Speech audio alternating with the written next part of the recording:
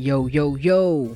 What's up, fam? It's your boy, Brandon the Wizard, and I'm back right here in my studio space with another blog. And as you can see today, um, I don't have a guest. It's just me today, just talking. So, I'm gonna go over, some projects I've been working on, some music that I just released, and I'll dive a little bit into the themes of my audiobook Psy Fu, which is available on my Patreon. So yeah, so let's get started. Right at the beginning, as I said, let's start with telling you about the artwork that I've been working on my comic book. For those of you that have been following me, you will know I've been working on both of these projects for years now. I'm finally bringing it to fruition where I'm releasing 2 pages every other week on the Patreon, and a lot of behind the scenes sketches and character designs. So those of you that want to tap in, follow that. Just to give you a brief synopsis of both my stories. The comic book number 1 is called Obsidian. It's a book about a young boy named Omar Owens. He figures out he has telekinetic powers. He decides to become a skateboarding vigilante, stopping crime in the city. It's definitely like a Batman theme, beat 'em up superhero type of thing going on with that.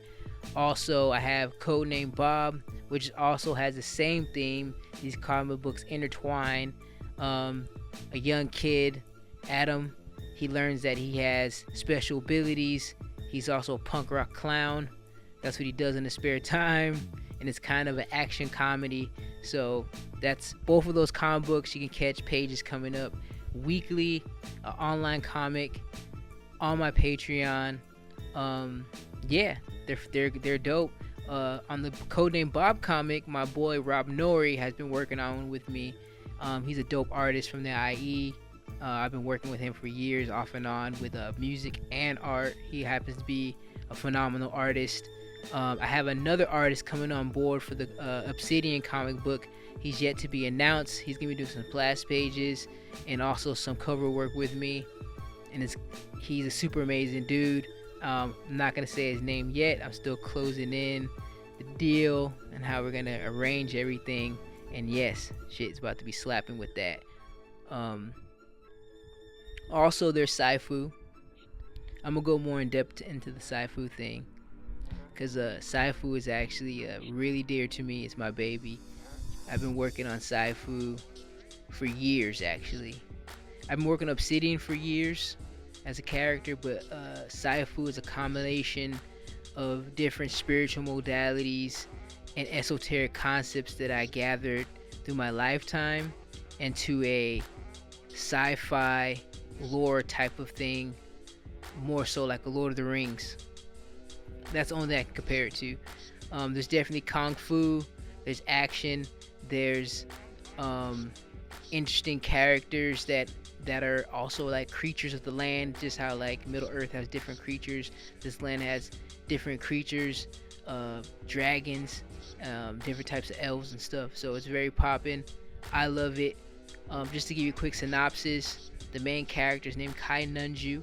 The first book is called The Journey of Kai. Kai is taking a journey into his adulthood and into this initiation to adulthood in his tribe, which is the Psy Fu tribe. He has to go climb this mountain called Mount Kamanu, and it takes a year to climb this mountain, and he's the youngest person to get initiated into this sacred rank called Shofu. So when he gets accepted to this rank, before he get accepted, he has to climb to the top of the mountain, and this book is about his journey to that peak. So on the way, he meets cool travelers. He has adventures. He helps people. He saves villages. He fights monsters. He makes friends. He becomes friends with the crazy telekinetic or psychic tiger that he can speak to with his mind. It's crazy. It's a dope story. I personally loved writing it. It's actually a work in progress. The audiobook I have up now is actually a rough draft with a narrator from my computer reading it. But as I work out the kinks, I'm actually gonna have this is dear to me. I'm gonna have my mom read the entire book when I actually publish it. But if you want to listen to the book now in the form that it's in, you can hear it on my Patreon, and it's an hour and 50-minute audiobook. And I produced all the music, I did all the scoring, and of course all the writing. It's a super amazing story. So I would say, if I had to rate it myself, I would give it an 8 out of 10. And it definitely is not in its complete version yet. So I'm planning on the version to be a 10 out of the complete version to be a 10 out of 10. But right now where it's at, it's definitely an 8 out of 10. It's worth the listen, and it's worth to see the growth, because on the Patreon you can see the growth of the project, because I'm doing character designs and paintings, and writing out different types of synopses about the land, about the realm they live in, and you can just peep all that as I'm building and making it up on the Patreon. So there's that. Man, I didn't mean to plug myself so much. I just didn't have a guest today. Usually I have my homies here like shooting the shit with me. But yeah, that's basically what I've been doing. Just being creative in that way. I usually make a lot of paintings, and and my paintings really reflect a lot of my deeper, like personal spiritual beliefs and things like that. So I kind of laid off a little bit to write my books, but I still have paintings that I'm working here on in the studio. I've been doing things where I'm kind of doing like more like abstract art, just kind of just expressing how I feel in the moment and things like that. But I'm also about to, because I've literally just been writing, and not doing art, because I'm always fine tuning. Like when I say fine tuning, I'm always like doing sketches. I'm always in my sketchbook. I'm always trying to learn how to draw things from different angles. So I'm always studying, but I'm not always full on making paintings all the time anymore. So I'm about to apply a lot what I'm doing with my comics into paintings, because I'm gonna start doing the Psy Fu stuff, especially since a lot of it has a lot of my spiritual beliefs in it. It's like the story is kind of like an Avatar type of vibe. It kind of encompasses a lot of different modalities. So I'm gonna start doing paintings of the story and start painting some of the characters. And in the book, it describes a lot of the landscapes, because there's a lot of beautiful landscapes that I pride myself on taking my time on making it sound as poetic and deep as possible. Even waiting days to find the right sentences to finish the descriptions of some of the lands that I've put in there, like some of the landscapes. So painting some of those is definitely the top priority on my list. I'm about to get on that soon, because that's just gonna be peak, like as far as what I want to represent with my art and do with my art. Like to be able to paint some of this would be like the peak of what I want to do as an artist, especially looking up to J.R. Tolkien, and even looking up to dope artists like that make comic books in comic book worlds today. The one I could think of off the top of my head is like Todd McFarlane. So yeah, I'm excited to like build a world that has lore, that has creatures, that has villains, that has heroes. Putting that onto the canvas, peak.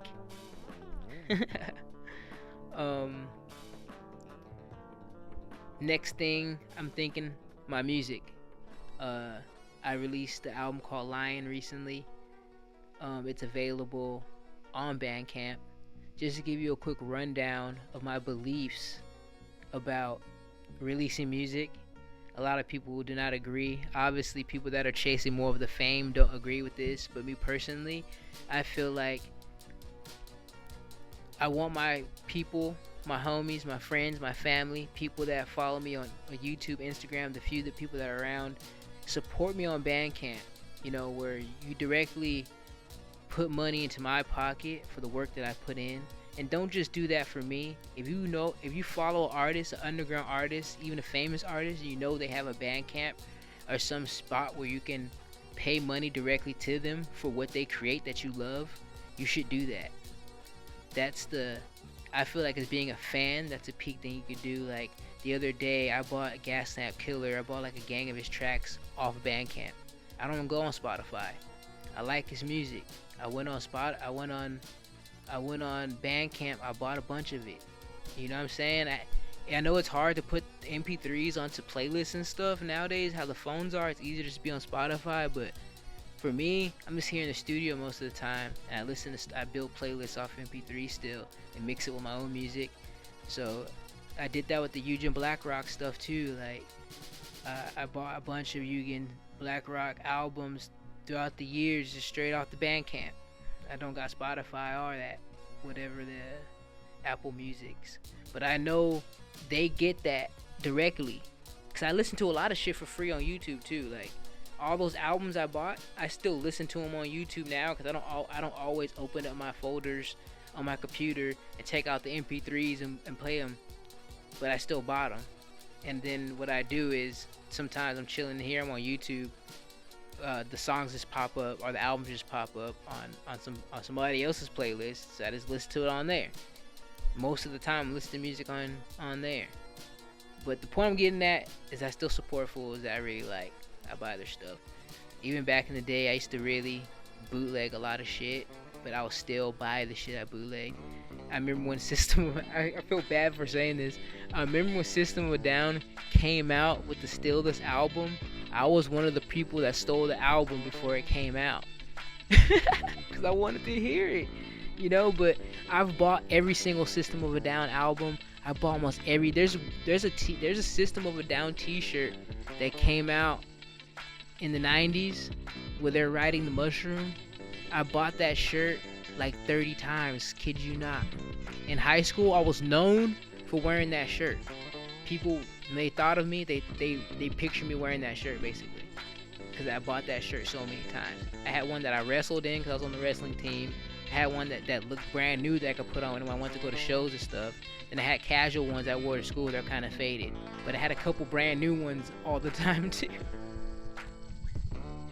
I love that System of a Down shirt, but I don't think I supported any other band more than I supported System of a Down. I bought every album multiple times. I remember I don't own an album now, but I've bought every album like 5 or 6 times, I would say, throughout my lifetime. I bought Toxicity a gang of times because I kept losing the CD, and I kept buying it again. I bought the self-titled albums a gang of times. I bought Still This album, even though I bootlegged it before it came out. I bought that. I bought, the Hypnotized and Mesmerized, I think I only bought those one time actually, but I bought a lot of their stuff, like t-shirts, memorabilia, gang, System of a Down stuff. Yeah. Favorite band out of all the bands. Speaking of that, the Lion album's definitely inspired by System of a Down. Inspired by Jambi. Jambi's a local band. They're like local heroes to me. When I grew up, they were playing music up the street from me, and then like they kind of inspired me and showed me a lot of music that changed my life today. And I feel like the kind of guitar player that I am and the kind of music that I write is because the influence they had on my life. They're big influence on the album Lion too. I buy a lot of their style on the Lion album. So, the whole album really, it's not just that style. I mix. The album has a little bit of trip hop. It has a little bit of reggae. No, not reggae. It has a little trip hop, little drum and bass. Definitely hip hop vibes. Has a new metal breakdowns with scratching. I sampled a lot of tablas and djembes, so there's a lot of traditional indigenous instruments and stuff inside the album as well. So if you just want to hear something that sounds different and unique, and you're into like metal and rock, and you just want to hear something experimental, you will like the Lion album. And it's not super technical guitar playing.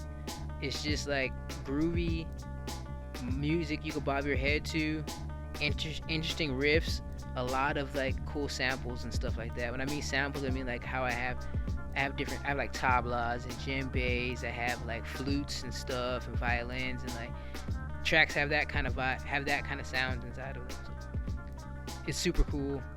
I like it, but I pretty much I don't mean to sound selfish, I make music for myself. I learned to make music for myself because I learned that there's people that are just like me that want to hear art in its most authentic form. So the best way I could be of service to people is to make music the most authentic way that I can, which is exactly what I want to hear. Because if I tried to make anything else, it will be a disservice to that person that's looking for authentic expression, that wants to see authentic art. So I recommend that for all artists. Find that style, that sound that represents you, that represents how you feel inside, and just put it out there, because that's what's going to help people.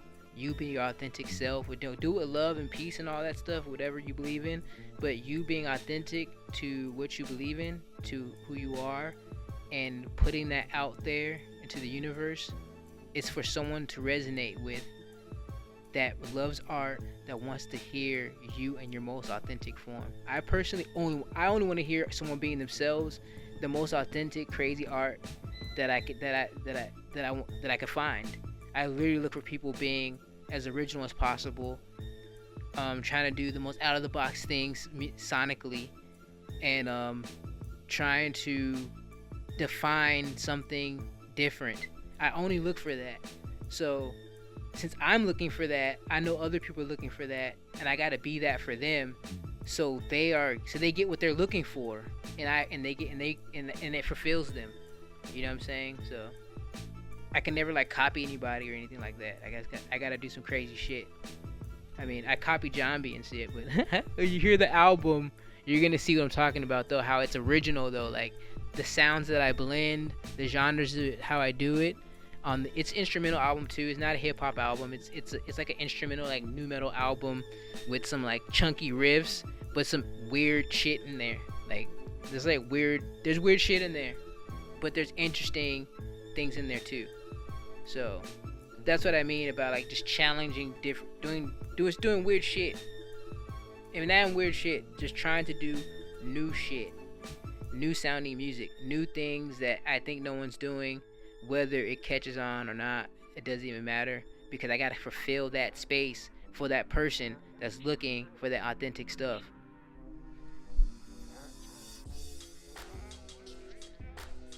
But I've always been on a different tip than most people, because I'm not fully a conscious rapper, but I talk about psychedelics and spiritual stuff, because that's what I'm about in my real life.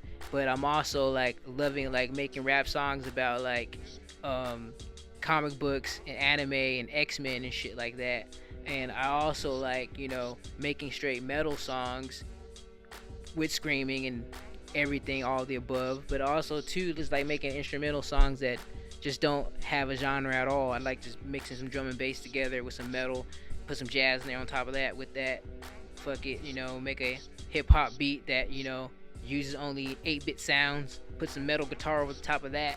I just like doing just crazy stuff for no reason, and I'd rather do that than try to be popular. And that's the story of my career. And some people are looking for that though, so I have to do that. That's what I feel, because I only look for shit like that. I literally only look for shit like that. It's crazy. But that's enough for today. I said I did a bunch of nonsense, talked about my comic books, talked about what I like, talked about just how I do things. I appreciate your time. Before I go, I'd like to thank each and every one of you for listening and take your time to check out my podcast. I usually have guests here. My boy Tangent Wiggy Woo. We've been doing Batman episodes, watching Batman on the Amazon Prime and doing discussions. Then I got my homie Problem Child. He came on for episode. He says he's gonna come back, and we're gonna finish off doing the Kid Venom series. So we'll be popping in here and there, talking about Kid Venom and other things. We've also been reading Ninja Turtles. Then I got my boy Big Lou. He's been coming through every week. Last week we did Big Robots, and we're going to continue doing Big Robots. So the episodes he pops in on, we're going to continue doing Big Robots. And also we are watching Terminator Zero on Netflix, so we're going to be doing episodes covering Terminator Zero as well. So stay tuned for that. And here and there, I'm gonna keep doing these solo ones, not as much. Um, Cause I got my boy coming over tomorrow. We're gonna watch another Batman episode. But you know, sometimes it's cool just to talk straight to the people. This is how I started doing this. So I might do a little bit more often. I might crank out a couple more like this. I have more things I want to talk about, like going to depth about the characters in the stories. That's something I want to do little miniature blogs on, especially since I got a lot of the character designs done on my own comic book stuff. So you might catch some episodes where I do that. Also, I've been reading some other comic books behind the scenes that are pretty dope on my own time that I would like to talk about. Like I've been doing the Power Ranger Godzilla thing. I've been reading Valiant again and a couple other things, and I just come out and talk about that too. So yeah, stay tuned. Hope you guys like messing with me. I like to keep everything straightforward, about the vibe that I am, and I just appreciate you guys. So yeah, before I keep talking, because I'll keep going in circles, I'm gonna get out of here. So one love. Don't forget to tell people you love around you that you love them. Ain't nothing more important than your family and your close friends. And yeah, stay positive. Peace.